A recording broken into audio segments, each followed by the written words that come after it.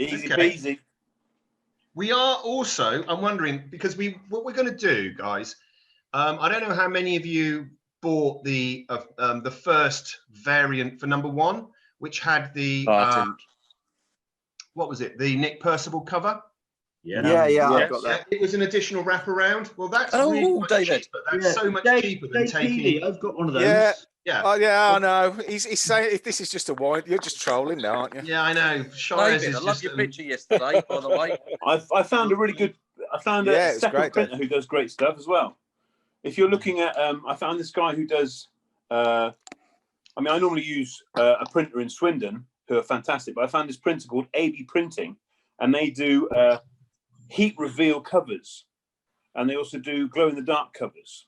Ooh, so literally, literally your cover would look near enough black, and then you put your hand on it, and you could do, like say, like a Rorschach cover, and wherever you put your hand, it reveals the picture beneath it. That sounds and fantastic. That's AB Printing. They're really nice. Okay.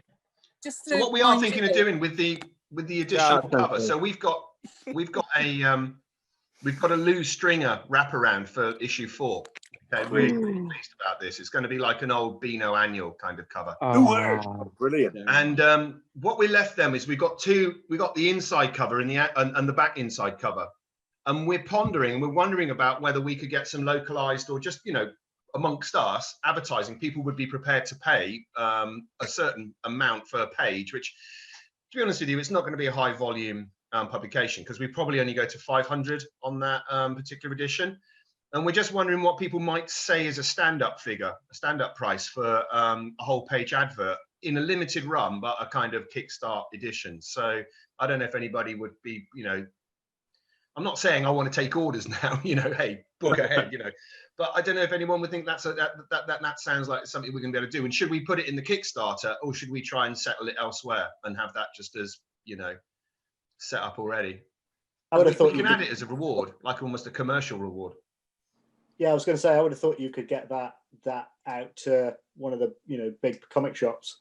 Would probably want to take that, even if it's only a small run, but it's a very specialist market, isn't it? So yeah. I've got Weetabix over the road from me, and if you remember in the 80s, Weetabix used to do adverts in comics all the time. Yeah, they had the Bobber Boys, didn't they? They had little Bobber boots and stuff. Yeah. You should contact Weetabix. I'm so through from their office, so I could get them to get me to do the cover of the adverts for them. Excellent. Is that Bert Latimer? Yeah. When I went to England in the 80s, I actually specifically ate Weetabix because they would advertise in 2000 AD, and you couldn't get them here. Did you start smoking as well? Because the Green Cross Code Man appeared in 2000 AD. Did you start smoking, Stephen, for that very reason? I did not. That was not on my bucket list. Because Nicotine is a bad man, and it's drawn by Dave Gibbons, isn't it? That's right. I remember that. Or was that, no, that's Green Cross Code, and Nicotine was Superman. I'm getting them a bit confused here, but there we go.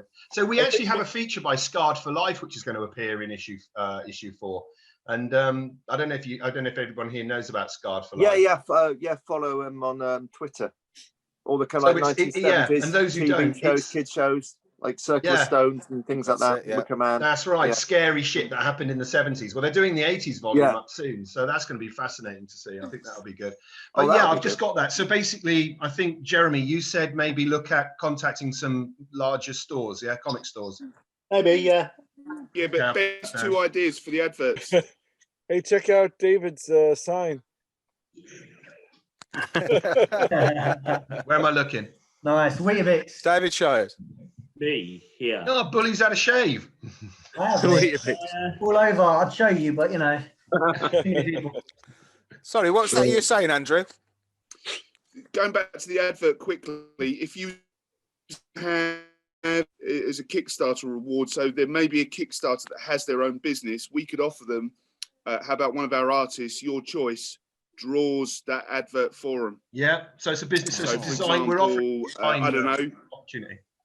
Yeah, and then if no one takes that up, you could then go to, say, a comic book shop and say, I don't know, Nash Comics, Heroes, right? They can have it for the same price, but we'll have the artist do something specific for them, and then both recipients get to keep the original artwork. And you could charge $250, $300 for that.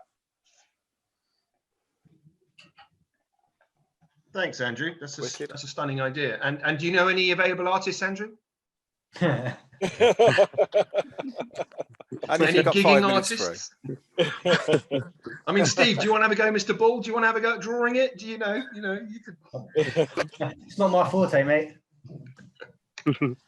I want someone to draw us a robot fishing. There you go. Yeah, I think you're going to end up with your own strip in this at this rate, honestly. I could draw the Kellogg chicken, the cockle taking off someone's head. Well, we could do that. We could actually have a sponsored strip which features absolutely that'd be a business idea. Totally just doing it. Yeah, sponsored strip in hot pants. Yeah. Edibles, hot pants. Yeah, there's definitely an obsession coming in. Well. I do pest control, so I've worked in Weetabix. Fantastic. Oh. Everyone in the supermarket being attacked by obscure JML products or something like that. Okay. So Keith, if we do a fishing for robots strip, you're gonna have to put your own blood in it like Kiss did. That's a good idea. Yes. I could send a little portion of blood with it. There you go. I've got to say, it's a great name for a strip, though, isn't it? Fishing for robots would be a great name for a strip. Absolutely.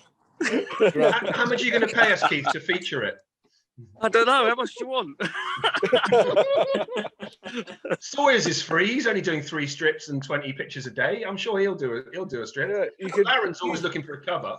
Keith, you can do a free download. Always ready for a cover. 50p. Maybe some sequential work eventually. Won't be bothered. Yeah, I'd love it.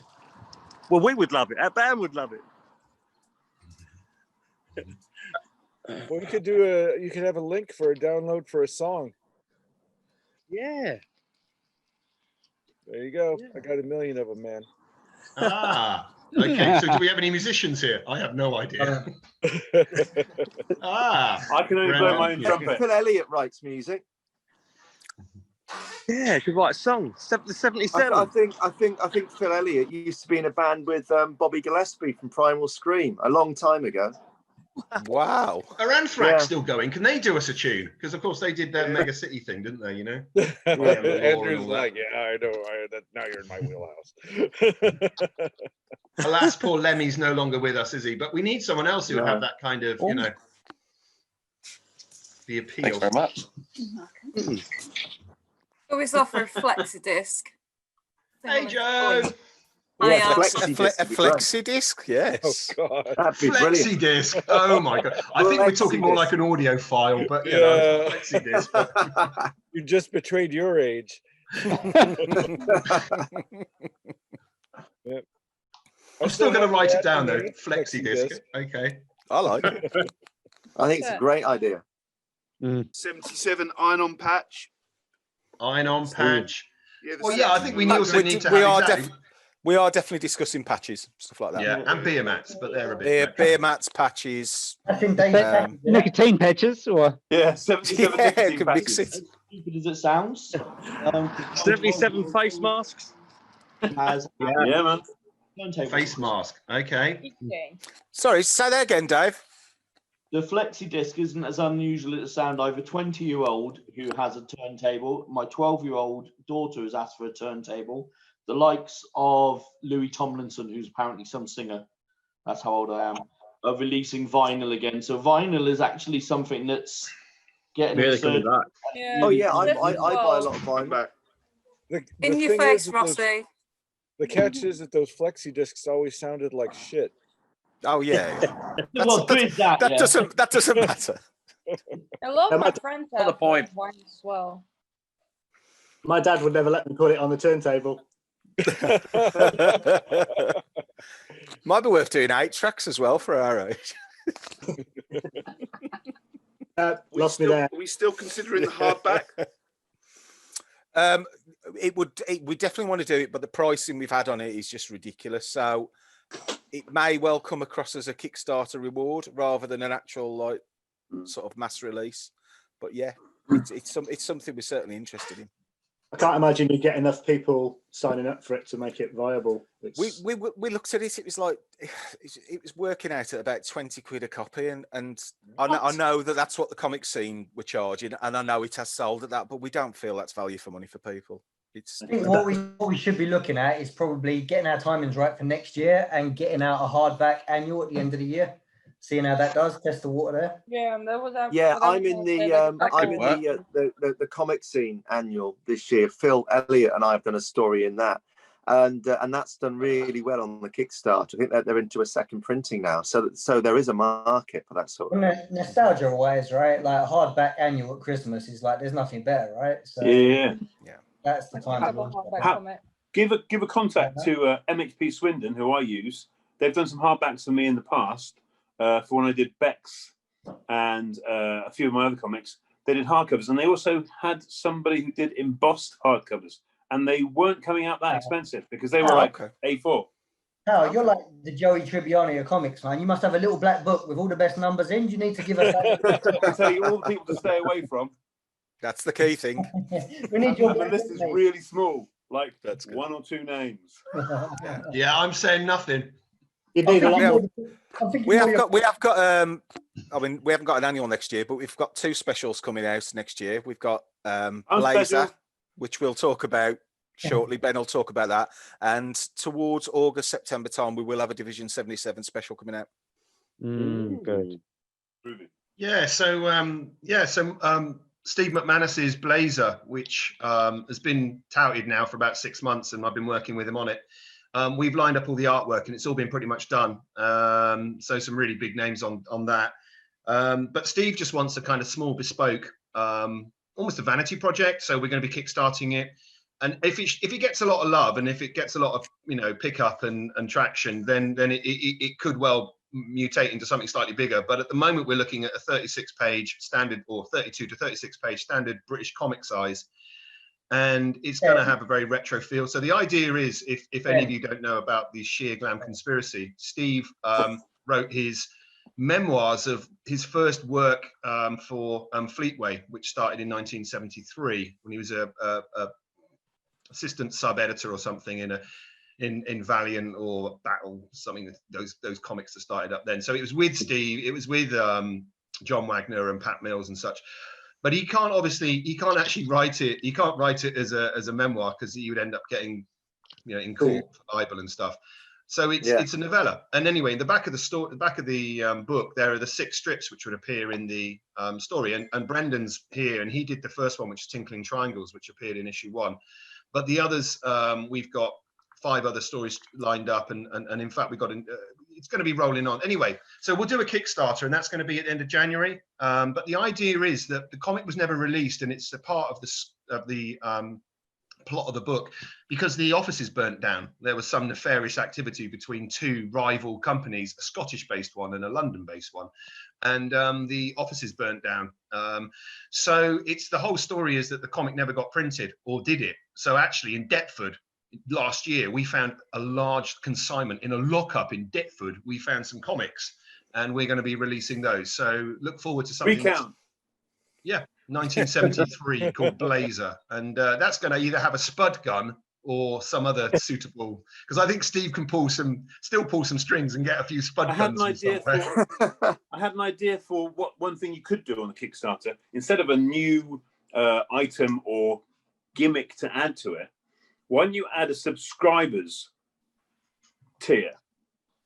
So literally, if they want to always receive it, like you do with the Phoenix, even though you're going to be charging them each time it comes out, you could reduce the price of the subscriber tier, a couple of quid here or there, or they can pay for an entire year of Kickstarter in a lot. And that way, they pay you, let's say you put out 5 issues in a year. Instead of paying, they'll back. It'll be 35 quid otherwise, yeah. Yeah, just an idea. And then you could literally, that way you're guaranteeing your audience, and you're guaranteeing your returners, and you're also rewarding your returners. Well, there have been some people ask about subscription, but of all of the hundreds and hundreds of interactions we have with our different platforms and Twitter, only 3 people have actually offered to take a subscription. So I'm not negating that. I am looking at it. The other people thing won't ask for it unless it's available. If it's available, they'll jump on it. Fair enough. No, absolutely. And that can be done through Get My Comics, because obviously that's their deal. That's what they do. Well, to be honest, a subscription would help everyone, because I mean, while the Kickstarter's fantastic, Kickstarter take 10% straight away of anything. So immediately we're playing with a 10% discount for people. Yeah, I mean, there's all sorts of people who do Kickstarter and things for a different reason, aren't there? There's the community aspect of it. There's the fact that you kind of, you feel like you're helping something get off the ground. But and you're part of something. You got that thing to look forward to instead of you having to go, oh, I need to check it out. What am I getting? Oh, another pair of gold hot pants. But you wouldn't have to. You could just literally go, oh, wicked, this is coming in. Absolutely. But I would also wonder that there would still be people who'd want to continue with the Kickstarter. So we're not reliant totally on the Kickstarter. And I'm wondering whether we could offer a discount for people who previously Kickstarted with us, work on a rolling discount with them, which could be taken off the overall amount at the end, something I could manage. If you subscribe, you got 2 hot pants, we'll give you a 3rd pair of hot pants for free. How is something hot pants?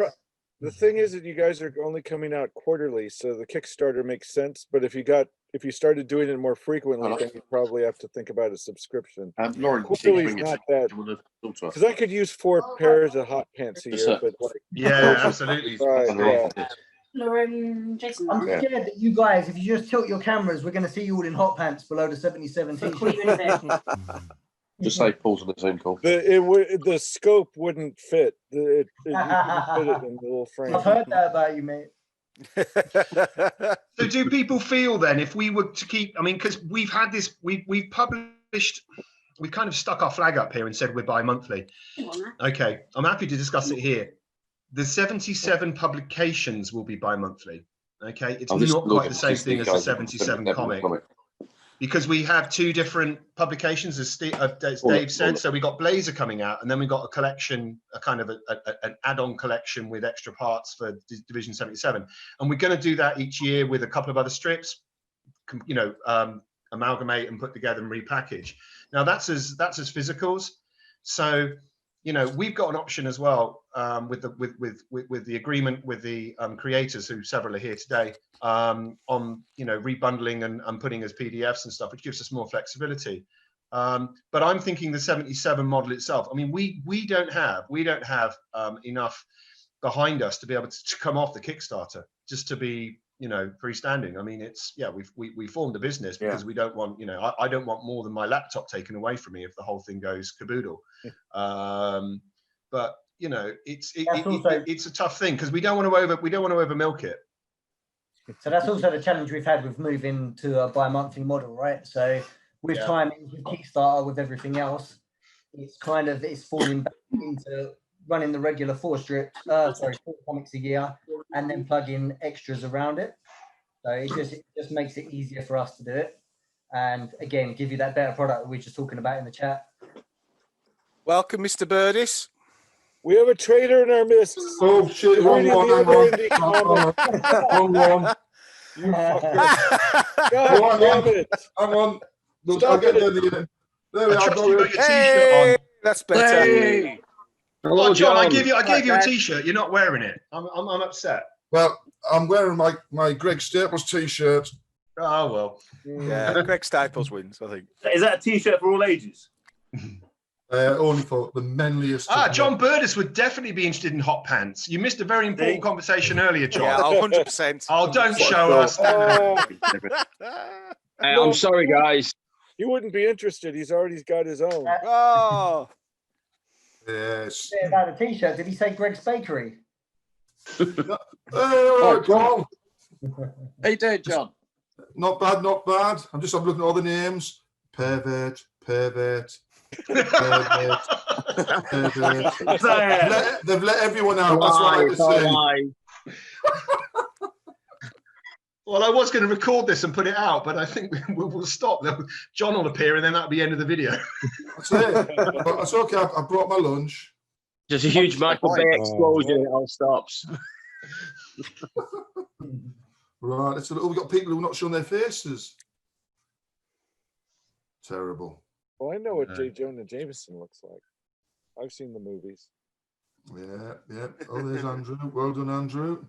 So listen, can I just quickly go through, because I did say I was going to formally do this. I'm just going to go through the creators who are with us from the comic here. So Andrew Sawyers, give us a wave. So that's a Cell and Bambos. Thank you very much. Steve Bull, the writer and director of For Us with V. Yo, Jeremy Dunn, who I didn't add to the list on Facebook. He got very upset. That's from Undertow. And your son as well. How's Joe? Yeah, he's fine. He's fine. Is he locked up in a university in Plymouth? Falmouth. Falmouth. Have they locked him up like those Manchester kids? Yeah, pretty much. But good. Right. Okay. They tried. Ian Stopforth, who's coming out in a couple of issues. Hey, Ian, we were ranting about you earlier, mate. Really? Oh my God. Magnificent. Looking forward to that, mate. Absolutely looking forward to it. You get your minute. You get a second or three in a minute. Got to go through the list here. Joe Healy, one of the directors. Hi, Joe. Woo. Woo. Brendan, all right, mate. Working with us, graphic designer and on Martian Law, and you're in New Zealand, and that means it's already Sunday. Is it half one or something? It's Sunday. Yep. That's the one. And has Biden already won the election in New Zealand? Can you tell us?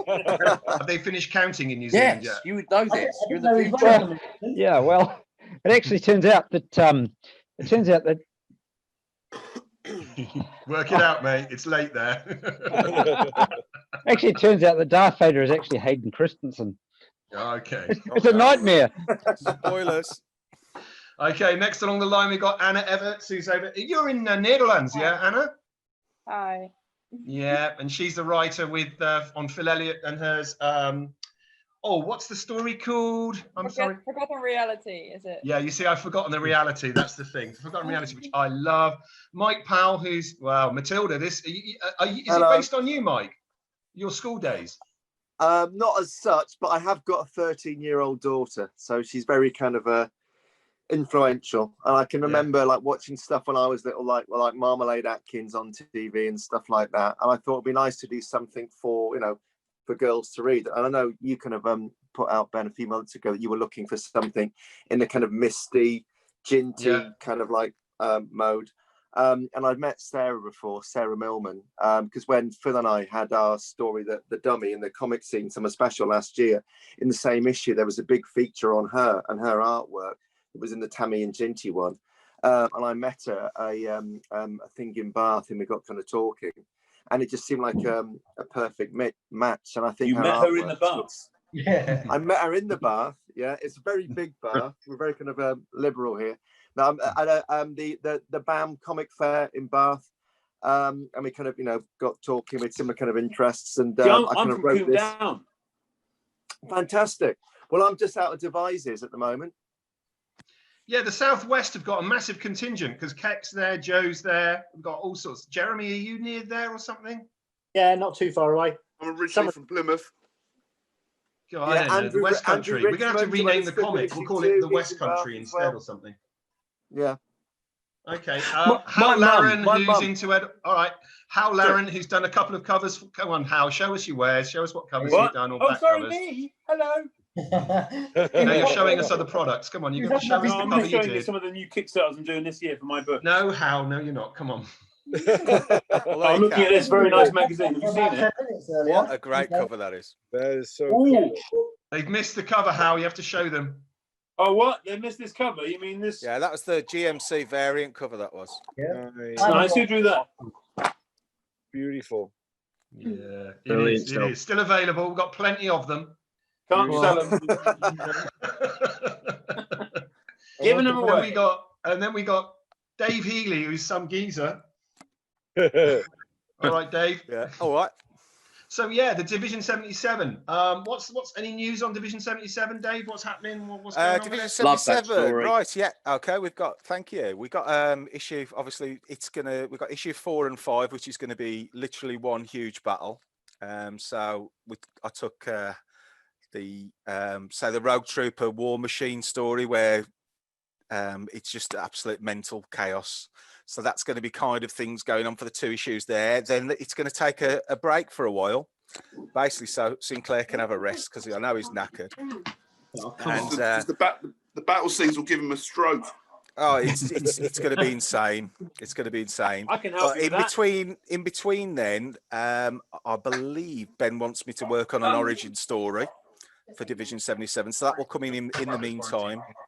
And next year we've got the Division 77 special, which will collect issues 1 to 5 plus some new content as well. So like people who've not read the issue, like the 77, should get an interest in that, hopefully. And then that's it for a while. And then I'll be working with Andrew Sawyers from issue 6 on Silver Jubilee, which, Andrew, do you want to talk about that, mate? Yeah, it's about this girl in 1977 that's got all the Percival variants of issue 1 of the 77. Thanks, mate. Thank you for that. Well, Dave Shires is already buying all of those. Okay, so. I know. Yeah. No, seriously. So it was very early on. I got approached by Dave to come up with, or he had an idea for the Silver Jubilee. It's probably a real cheap way to describe it, but imagine if Gwen Stacy or Mary Jane came from a migrant background, but set in London against the backdrop of 1977, but becomes a superpower in her own right. And then we're going to sort of explore that. And I think some of the inspiration that we're drawing on is sort of early sort of Alan Moore, Captain Britain, and sort of Night Raven, which I think was that David Lloyd or was that someone else? David Lloyd. David Lloyd. So it'll have that sort of kind of, that kind of dark sort of stuff, and then sort of my badly drawn sort of jock thing going on. But no, it'll be a lot of fun. There's some really great ideas. I've had some absolutely amazing conversations with Dave. He's really easy to work with, and I think it's going to be really different. I know I've referenced a lot of other comics there, but it's just a completely new take on the superhero genre, and I think it will be very British, but for everyone.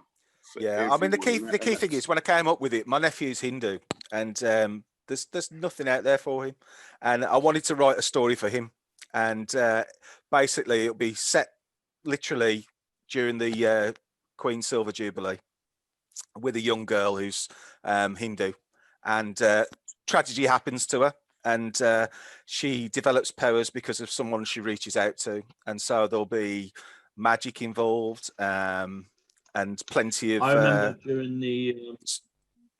Sorry, carry on. Yeah, there'll be magic involved and lots of street level violence, but there'll also be, like, as the arcs go on, we'll be introducing more superpowered people, etc., etc. So, I think it's going to be interesting. Musical numbers, Dave. Yeah, well, I'm going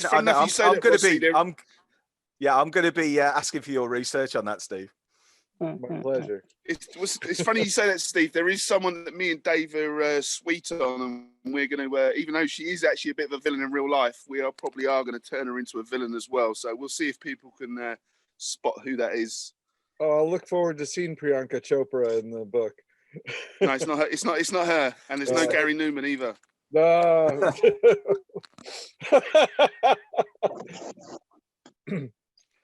Although there is plans for her to beat up an adamant-inspired supervillain at some point. Shut up and take my money. We'll have to do one of those Alan Moore episodes where they use song lyrics instead of captions, and we'll do the Devil in Blue Dress. How about that, Rossi? Oh, God, that sounds good. We'll get Keith to write that for us. Yeah, normally John won't read anything that's in poetry, but if it's Devil with the Blue Dress, he'll buy that. Let's hope so. No, there's just lots of little things. We've created a Bible so far, and it'll be quite expansive. There's lots of.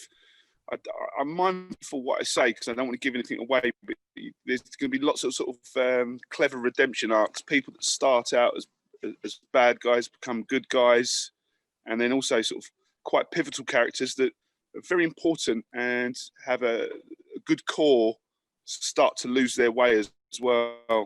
I think there's a real scope for expansion. And I was kind of surprised how much it's grown. It was just initially good girl becomes superhero, and then we started to talk about it and the sort of the things we could do as a team to sort of start asking readers questions, or make them to ask questions about what the whole sort of superhero concept means. And that, so it's I think it's going to be a lot of fun, and it'll be very different. Okay, can I come in? I want to ask Jeremy, because you're halfway through Undertow now. Yeah. And we haven't had a chat, so I'm not. This isn't the I've lost interview. everyone. This isn't the interview for whether you get book 2 or not. But is book 2 going to happen? I hope so. Yeah, I would think so. We're kind of just heading into a massive fight scene, but interestingly, obviously listening to some of the reviews, we've talked about the backdrop to why we are where we are. So we dropped some of the scene setting when we went to 4 pages in the first one. We originally were 6 pages, so we went sort of straight into the action. So there's a bit of background story that needs to be given to people, I suppose. That's the questions that are being asked at the moment. So we need to do that. So Joe's thinking long and hard about how to incorporate that into the arc that we've already got, if you see what I mean. So brilliant, loving it. It's one of my favourite strips. It's absolutely brilliant. Oh, thank you. Beautifully drawn. Really, really good. So I really like.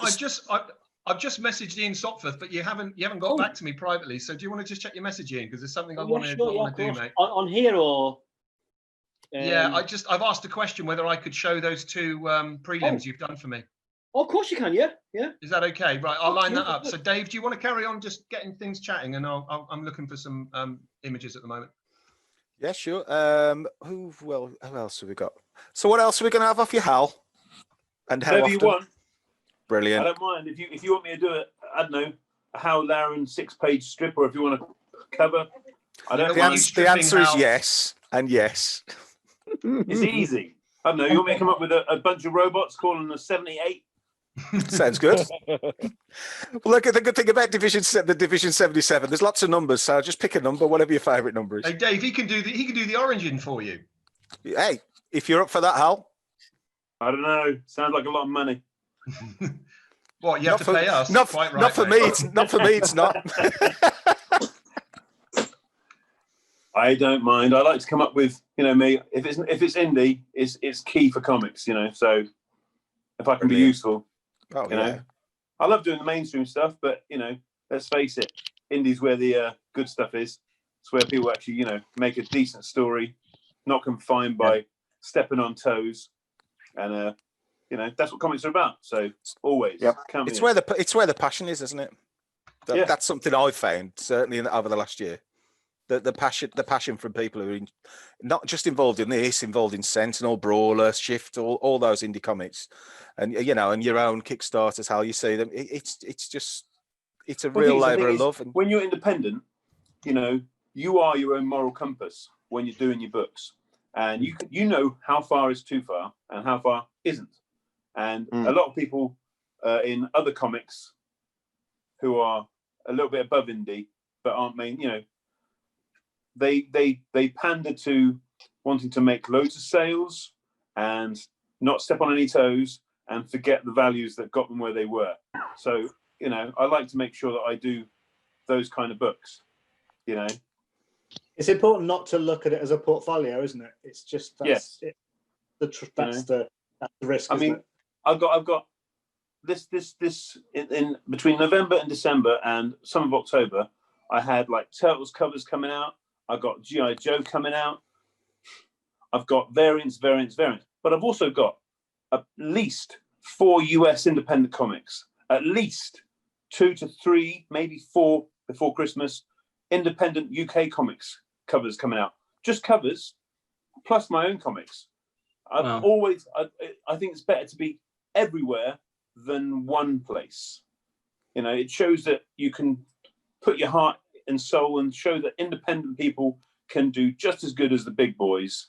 And I think that's the most important thing, because I think, a lot of people flag independent books like, but the stories are all the same. No, the stories are, it's always the opposite. The big boys' stories are all the same. Very rarely they come out or bend to be brave. Ian. And the independent people, they're always brave. Ian, I absolutely agree with you. Your whole sort of description of the indie thing and how it's more personable. But what I think is interesting is that this potentially will, not just because everyone's going to copy it and it'll become the model, but what I do like about the Kickstarter and the independent market, it's more tangible. You mentioned about the bigger companies are so far removed from not only their own core values, but their readership. I think everyone's in the same trench with this, and that's completely. I think you even look at, say, someone who's a very big name, Simon Bisley. His Kickstarter, it's completely put him back in a completely different market to his core audience. And I think this is what the bigger companies are missing out on, is there is just no conduit between them and their fan base. Whereas you take something like Shift, Spacewalk, The77, or any of the other Shaman Came, some of the stuff that you've put out, there's that conduit to speak to the readership, and the readership have a real stake in what it's about. And that, as an art form, makes it far more tangible and gives it a vitality. I've just never seen anything like it. What I surprised also me? think it's you own it. You know, you own what you make. You go and work for the big boys. They take your work and they don't pay you properly for it, and they make 10 times what you ever will, and it's your creation, and that's, for me anyway, vitally important. Mm.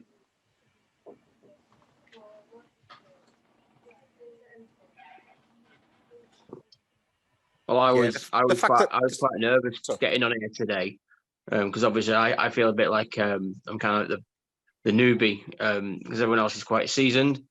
Obviously, I'm not seasoned. I'm just well dressed. Well dressed. Obviously, I think I've spoken to a few people, and there's obviously John and so forth that know and have seen a lot of my artwork pop up here and there and everywhere. But obviously, I've had no real sort of experience in getting anything out there portfolio-wise or anything. I'm just a lowly old shop assistant that sells plumbing gear and then does artwork on the side. So yeah, I mean, I know I've spoke to other people, if anyone ever wants to work with me or anything like that, you know, it's the options there. Just Hey, let me know. have you submitted something to me before? Yeah, that's mine. That's Man Cave Art. That's me. Yeah, I literally called it. Okay, mate. You see, I didn't know. Sorry, right. I just put two and two together and assumed everyone else knew the same. Sorry. Yeah, I keep saying I might change it back to just Steam Mode Art, but in my old house I had a man cave, and that's how it happened. The Man Cave Art thing just came about. So that's me. If anyone's seen that sort of stuff on Insta or Facebook. Yeah, but Steve, Steve, I follow your stuff. It's fantastic. I think that there's a simple solution there. Steve Modern, Man Cave Art, and then that way you've got both of them. So then, but you're just broadening horizons. But I think what I've enjoyed about your stuff. I follow Hal Laren underwear art. It's amazing. It's an amazing thing. Give me a minute. Underwear art. I'm up for that. And Steve, bear in mind, a year ago I was just a postie. I'm still a postie. I just happen to write a bit. You know what I mean? There are opportunities there. Yeah, I've been very. Absolutely. I've been very open about, obviously, like I suffer from anxiety quite badly, and obviously I'm very critical, and I'm sure other people are about their artwork. I'm 43 next Wednesday, and I've never been in the art community. Thank you. Well, I think apart from Anna, you're the youngest here, so there we go. I'm 40. That's about right. Hey. Sorry, Joe. Yeah, 32. Well, Steve, we know you from Droptober. Me and John, we know you from the Droptober stuff. Yes. Yes. And Steve, the ball you did was one of the best I've seen so far. It's fantastic. Oh, thank you. That's really appreciated. It's not that we don't. You certainly noticed. We know who you are, mate. No problem. Yeah. No, that means a lot. Man. I'm incredibly critical, and like I say, I put the pens down about 5 years ago. The Black Dog really did get me, and it's just nice to be back in the community. And I think most of us suffer from the Black Dog. I certainly do, mate. So yeah, anything you ever want, mate, just give us a shout. It's no trouble at all. Listen, guys, I appreciate that, and it's nice to be on here. And thank you for the nice comments. Good to have you, mate. Thank you. Yeah, thank you. Thank you. Can I ask, Ian? I'm gonna give you a few seconds now to run in with this. So we're gonna share some artwork. And I am just in love with this stuff. So Ian, you're going to need to tell us a little bit about what's going on here. Wow, that's to echo Steve there as well. I feel very much the same way about being in front of everyone right now as well. It's I'm new to all this, so it's quite difficult to talk about this stuff. But yeah, that's me. Who's your writer then, Ian? First of all, let's intro that guy. Paul Goodenough. So I've been speaking to him quite a lot. and he's really great to get on with. Great to work with. He's been very sort of keen to get my thoughts on things and my ideas on things in terms of what we want to do for a story. And echoing Andrew a little bit as well, this stuff has got a lot of moral ambiguity to it, maybe. Wow. You know, so-called good people doing bad things and bad people. Well, they're child soldiers, aren't they? Basically, yeah. So the idea is to kind of Wow. into Wow, fantastic. That's amazing. I love the detail of city in the background. That's beautiful. Oh, It's the thank you. tones. It snaps it out. It's great. It's Yeah, it incredible. really does, doesn't it? Yeah, it's beautiful. That. Well, I kind of sort of fly by the seat of my pants a little bit painting. So that stuff was done as a kind of a desperation because it wasn't working in a normal sense. So I wiped it all off and dealt with the residue a little bit. So yeah, she looks really nice. Yeah, she looks really. This, Ian? John, is the gun correct? It blew us away when we saw it, to be fair. Yeah, Oh. Ian, the question was, what medium are you using there, mate? Oil. Nice. And what scale are they? Well, I'm practicing now for when we get to I'm going to start doing actual comic in earnest, which will be hopefully be very soon now. That's A3 on paper. Now I usually work often 5 foot canvases. I'll tell you, I'm gonna buy them off you straight away anyway. Just those. They have really affected me, guys. So Ian and I have been chatting, and obviously I've been chatting with Paul Goodenough as well. I don't know if anyone knows Paul, but he's well connected and taking this on board as a volunteer thing and really getting into it. I don't know, these are really haunting, and I just, you know, I'm just so excited that we've got such different styles involved in the comic. So someone was talking earlier, Morgan Gleave, unfortunately he's had to leave Power Cut or something. He's sort of saying about his next strip's going to be more kind of, you know, what I'm thinking now, the I can't remember his name, Super Mouse, or what was that mouse character we were chatting about earlier? Danger Mouse. Danger Mouse, yeah. Danger and then Mouse. we got this, you know, and then we got Andrew's kind of, you know, really, really violent, sketchy stuff, and Sinclair's kind of intricately inky work, Alex David, you know, Alan Davies, and mate, I just love this, and I wonder how you feel about the launch into sequential work. I guess that's a question a lot of people would ask is, how do you gird your loins for that? Are you feeling a bit nervous, or are you ready for it? Terrified, yeah. Terrified. Really am. I mean, I was speaking to Paul about this because we have been talking, we've been doing a lot of back and forward kind of things based on our conversations. So these kids are based on, you know, the things we've been talking about, and each one's got a particular character. But I did say to Paul, you know, I want to sort of get onto the actual sequential stuff as soon as possible. I've done it before. I have done. I've got an unpublished graphic novel with another company that I've yet to been released, but that was black and white ink. But I think, to be fair, the paint and the scale, I really enjoy it. So I've been doing a lot of this stuff. They take about. Do you know what it reminds me of? Sorry? It reminds me of this book, which is probably one of the best comics Marvel ever that's made. great. Meltdown, yeah. Wow. That was incredible. And that's what it looks like. I mean, that's what your stuff looks like. Wow. That's right. Wow. Well, It's the best thing Marvel ever did. Yeah. I chatted with Dave Healy, and I was saying it was John L. Muth, kind of a bit John Muth, you know? Yeah. He went on to do kids' Yeah, books. Ian, can I also say that Judd Anderson should have won the Art Stars? Absolutely. Yeah. And Oh, everyone thank will you. talk to Thank it. you No, very much. it's the best iteration I've seen of Judd Anderson in years. Oh, Absolutely thank you very much. I'm quite embarrassed now. Somebody No, got an it's image of brilliant. that. No, thank you. It was. Yeah, they're can all someone like- grab that? Fantastic. Sorry? Can someone grab that, Judge Anderson, if we could have a quick look? Steve, are you okay to do that, mate? I'll see if I can find it. Is it on your page, Ian? Yeah, I can send it to you if you want. Let me just try and find out Quick look. how to do that. I've got So yeah, talking about 2000 AD art winners or star, we've also we've got oh dear, no, I'll give me a few seconds. I'll remember her name. Robin Henley. Robin's going to be she won the Thought Bubble competition last year that Sinclair also entered, and so she's working with Ben, can you see Ian Edgington screen at the with a moment? strip for us. Do I just need to talk? If I talk, The Anderson's a little blurry looking. I've got it here somewhere. That's nice. Just bear with me. Yeah, I'm working on the new Sam Slade at the moment. I know that's That's the new one, isn't it? The new competition. Yeah. I've been looking forward to seeing that from you, Steve. That'll be good. Thank you. You're going to. Are we going to have hoagie in that and stogie as well? Everything. I'm going whole hoagie this time. Yeah. And Boots. You know, they should have a Boots though. Boots should make a comeback. I always wanted him back. Yeah. I got in lots of trouble with slaying because obviously I did the horns because I'm a big metalhead, and everyone was like, "It's the three things." I'm like, I know, but I'm merging. There's irony in there, I promise. Well, I got in trouble because I did a Judge Dredd with a helmet off. This is ages ago when they first did that competition. I know, I remember. I love people's different takes on things. So we had this guy, he's an Indian chap who's just joined the 1977 group.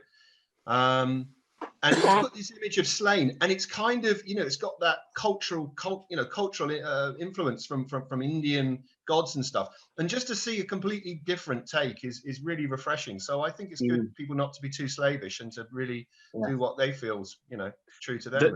The winner for that was absolutely stunning. Oh, yeah. Absolutely stunning. Yeah, you DeWitt, German guy, very nice guy. Yeah, he's good, man. Yeah, he was. I know you like me. You like your heavy music. Go check out his Instagram page. He's drawn loads of heavy metal bands.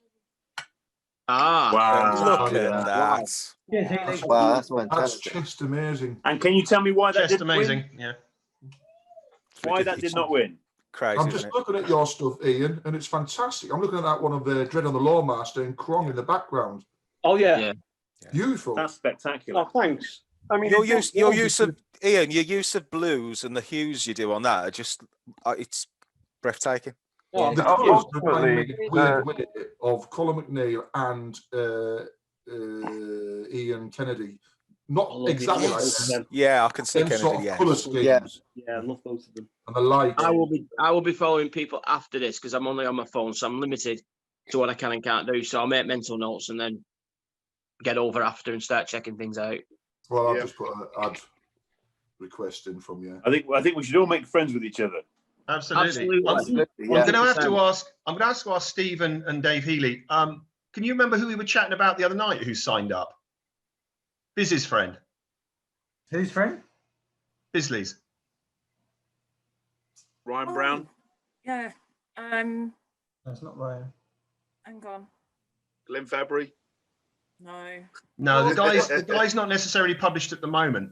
He's been mentored by Bisley for the last few years. Noel's his Noel Guard. Noel Guard's his guitar player in his band, Doomtrodon. That's right. So Noel's signing up for a strip. We just got to find him a writer. So anyone here? His stuff is lovely. Me. I wanted to do Showtime. Amazing. You know, Ben. I've already claimed him. Yeah, all right. Ian, we'll have an auction right now, Dave. Haven't we got a cover in Beverly as well? What, doing a cover? Variant?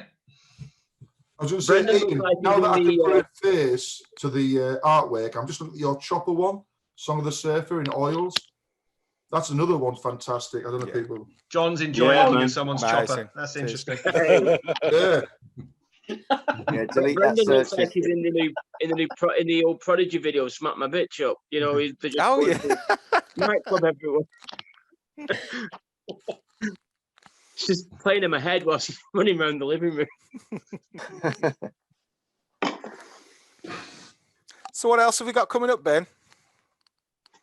Oh, mate, don't do. Okay. I'll open up the book. Open up the ledger. I know. I'm not showing you. I'm not going to show you. What do you want to know about issue 4, issue 5, issue 6, issue 7? What do we want to know about? Who's on the cover? Who's got issue 4 cover? So Lou Stringer has got a wraparound, and we've gone with a penny pentagram by John Royden, who's going to be leading us shortly. So I really felt that Penny was deserving of a cover. Yeah, it's the last, I did like the last part. It's a good story. Yeah, we need more female representation in the comic, but more than that, we need more female contributors. But that's a different thing. So Scarred for Life.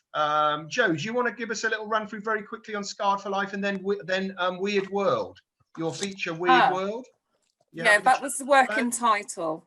So Scarred for Life. I'm interviewing Steve Brotherton. If anybody follows them on social media or who's bought the book, so that came about between Steve and his colleague, mainly for a love of the really crazy, really scary 1970s public information films, usually where somebody's throwing a frisbee at a pylon. I love those. Or Dark and Lonely Water, if anybody remembers that, with Donald Pleasance narrating it. Terrifying. And there's also various other things, there's various other pop culture, apocalyptic things added into it. So it's cartoons, films, and I know that they're working on volume 2, which I've been really fortunate enough to actually see some of the articles that are coming up for it. So Steve's a big comic fan, so he's talking about Judge Dredd, Nemesis, in those, those tones. That it's this apocalyptic comic that's influenced so many people throughout the 80s. But yeah, he's also an artist in his own right. So we're going to be showing a few things from him. I'm currently working on and the working title is Great British Beastery. So my main sort of interest is in mythology and myth and folklore. So I'm looking at creating just a one-pager on basically creatures and monsters of the British Isles. So you've got monsters like Black Annis, the Lambton Worm, boggarts, that type of thing that people may or may not be knowledgeable of, but something along the lines of the old Usborne books. So, recently they republished the Usborne book of UFOs, ghosts, that type of thing. So that was a big influence on me as a kid. No, I love those, especially the Usborne book of the supernatural with like the skull on the front, but it was a vampire skull. It really freaked me out. Are you doing the art yourself, sis? Yeah. Cool. Okay, that's brilliant. Can I now check? Hi, Luke. You're not showing us your face, but mate, we've signed you up with the Project Revenant. Do you want to chat about that at all? How that's coming along? Yeah, it's not bad. Yeah. So, hello. Sorry, I've got my webcam. I'm super paranoid, so it's taped over. That's totally cool, man. So Project Revenant is written by Gary Hill. Yeah, so Project Revenant is kind of like, I guess it's like RoboCop, but instead of like science fiction, horror. So the main character is like a special forces soldier that's killed and then brought back as a kind of spectral warrior type demon thing. It's quite good fun. Yeah, I'm quite enjoying it. I've been working away on that and working with Gary who wrote it and sort of getting the look of the main character so that he feels happy and that it represents what he's written. I think I've got that looking to be scheduled for issue 6, which is going to be coming out summer next year. Yeah, we'd love to see some. We'd love to be able to share, if it's okay with you. Not today, don't worry about that. But yeah, we'd love to be able to share on the group some images and prelims when you're happy to get them up. Yeah, if you just remind me, Austin. I've been really quite busy with some other projects, so it's of course. It's not thanks for joining us today, Luke. Well, no, that's cool because it's like I'm actually working right now, but also stuck in a room by myself, so I thought it'd be interesting. So, do you want to tell people, Luke, what other things you've been involved in and books you've worked on? Okay, so my main gig is album covers. I've done many album covers for like heavy metal bands, that kind of stuff. Mostly painted. That's mostly what I've done. But then I started doing a band that I worked with because of lockdown, basically, because they can't gig. Like, so everyone in the music industry right now is not in a good place because they can't earn any money because they can't play live and like basically selling T-shirts to people in a room is the only way you make money as a band. Like there is no money in selling records anymore. There's not been for a very long time. So that's all been fucked basically. So a band that's a repeat customer of mine said, look, we really want to put something out, but we can't play any gigs. And this kind of band has this kind of post-apocalyptic theme. So they said, can we take the stuff from the first album and do it as a kind of comic? Do you want to do that? And I said, yes. So yeah, I've been doing that. I'm quite happy with it. Like I really don't know how they're doing any of the publishing or anything like that. I've not, I don't know if I'll ever get paid for it whatsoever, but they're good. They're cool guys, and I like their band, and I like the fact that they're brave enough to have a story in their music and embrace that as an aesthetic rather than sort of be averse. Like a lot of bands will go halfway with it, but then sort of back off actually doing it properly because they're afraid it's too theatric or something. So that's supposed to be coming out in January. So we'll see if I get it done by then. It's quite cool. It's kind of Mobius-y, I guess. The look of that thing is pretty nice. Yeah, that was kind of not my take on it. But I really love the kind of space that you give your work. You kind of the environment that you build with it, and kind of that sketchy paint effects. I'm just really I'm always drawn to that sort of stuff. Yeah, I mean, like I'm more of a painter than a drawer, really. Like I've done far more painting than drawing, and I'm always kind of slightly subconscious of anything I do that's just line work, because it's like I just haven't done it as much. It's not as resolved a piece of work, like if I was looking at it and think, oh god, the fucking, that's way out, whereas with sort of painter stuff I'm more confident, the result of having done it a lot more. But yeah, I'm quite happy with how that's going, and it's kind of a nightmare because I've got to do everything on it, including the lettering and stuff, and I don't know what I'm doing with it. You don't have to do the lettering, mate. I mean, sorry, are you talking about the comic strip there? The what I'm doing for the band. Oh, the band. Well, not Revenant, thank God. Like we've got much better. Yeah, we have in-house letterers available. Yeah, no, we've got talent on that front. So I'm really pleased about that. Yeah, but I'm also been involved with this project I'm on called Pictures of Gwen, which is an alternate reality game. If anyone knows anything about any of that stuff. Okay. Long story short, it's kind of like Dungeons and Dragons, and the audience plays along with it. Yeah, that's something of mine. Yeah, just sharing a little bit of yours now, mate, just to give people a. Yeah, I'm looking at some of your stuff now online. I mean, that's like for context, that is very, very old. That's from like 10 years ago. You got to look all of it, which is much more current work. That's amazing. It's really cool. Colours are beautiful. There is not. I'm just struggling to get the computer to work properly at the moment. Yeah, as I was saying, that's very out of date.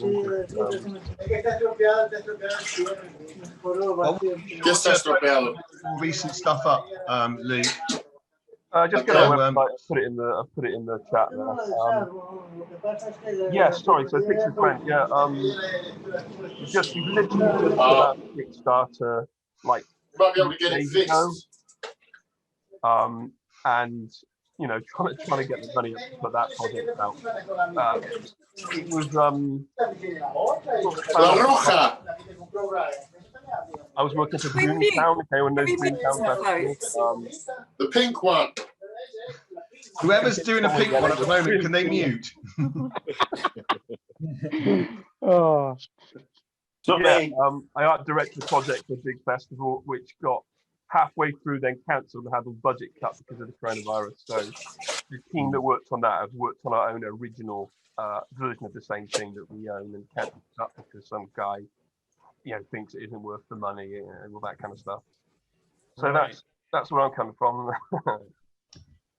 Well, Luke, thanks ever so much for that. And I mean, obviously, we're all missing things at the moment. I mean, we met half the people here probably at festivals or conventions and stuff. And You know, I think this kind of thing that we have these online chats is great. We're celebrating the launch of the 77 today.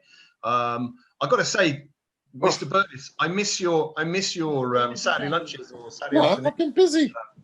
I've been busy. I know, mate, and I'm not suggesting otherwise. It's no problem at all. It's just goes to show that, you know, during these times it is nice for people to catch up. So And it's warm and it's nice and light as well, Mum.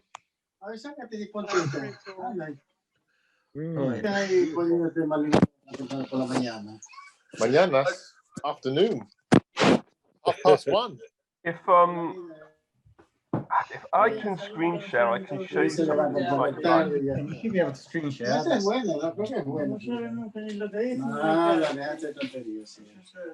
Brian, I think your iPad's talking, mate. That's better. Right. I think we got a mute on there. Sorry, Luke, did you want to just quickly say sorry? You were saying something else, and then yeah, I can say something very exclusive that I think you guys might like. If I can screen share it. It can't go outside of this though, because this hasn't been signed off yet. Hang on a sec. Where is it? Is it the new underwear design for Hal Larron? Yes, it's me modelling the new underwear. No. He's modelling them. Yeah. John, you've lost your gig there, mate. You no more underwear modelling for you. Hal Larron's got your number, mate. Well, I got you beat. I've been preparing my Christmas card. Oh God, Paul Bell's image. Check out Paul. It only gets sent to a few people. Yeah. But this is my provisional Christmas card this year, right? It's about. I'm going to take the picture properly today, but it's basically hang up your baubles. Oh no! He's on about oh no. Anyone can see this, so yeah. Let's let Luke just screen share instead. My eyes. And fair enough. And I think just for your assurance, Luke, we'll edit this before we'll stop the video before we get to that bit because you don't really want that being publicised. So I'll just blur it out, you know. Yeah, I'll blur it out and put a robot voice on me talking about it. Yeah, so I hope it goes ahead, not only because it, like, you know, to be frank, pays really, really, really well because it's a big corporate thing, but also because, you know, the people that worked on that from, you know, sort of on my level, the suppliers really love that, really love Judge Dredd and really love all the stuff they're doing with it. So it's like, I'd be so glad if it doesn't happen because it was. There is an alternative. There is a venue that will open before that, though. I think it's Burtis's cellar because you can get lost in that, and that's very difficult to get out of. The attic. The attic. And the attic. Yeah, well, that's take it over there. Listen, I just want to say thanks ever so much, guys. We've overrun really because we were looking for an hour. We've got a couple of questions that we'll post elsewhere, kind of maybe, you know, where you might have ideas of where we can go, improvements we can make. But obviously, we're doing such a great job, you know, we don't need to chat about those. But thank you very much. It's been really good to catch up. And so I'll let you say your goodbyes, but I think we will wrap it up shortly, okay? So Ben, just one last thing. As regards to for Kickstarter awards, obviously you've asked us, but again, going back to the reader engagement, literally just asking them on the 77 group, ask them what they want. Yeah, man. Yeah. fair enough. I was thinking of putting little, you know, like they used to put little request slips in a certain comic that we may well be remembering as we were younger. You know, what your favorite, and you'd cut that out, and then you'd cut half the front page out or something. It would be just the half the cover. But anyway. So thank you very, very much. We are running letters and artwork for the inclusion, and you will get a £2 postal order from me or Banksy, whoever he is, and some signed artwork. So you know, if anybody wants to have a letter in, if you've already been printed, you can't have it again, John Burtis. All right, so there you go. There's still hope for me. Our letter was a classic. It was. Can I just say I've been sat here and I did a picture yesterday of Carl Urban from The Boys. It's been on the table, and for the last 10-15 minutes, a very surreal situation where my pet cat is now sat on Carl Urban's face. Yeah. Well, given what The Boys is like, it wouldn't surprise me. No. Diabolical. That would be a dream come true for some people. Listen, guys. Thanks ever so much. Thank you very much, everyone. Yeah. Thank you soon. been brilliant. Thank you. Fantastic. Thanks for your All love, the guys. best. We enjoyed See talking ya. to See you him. later, guys. Ciao See for you now. guys. Take care. Good night, John. Have you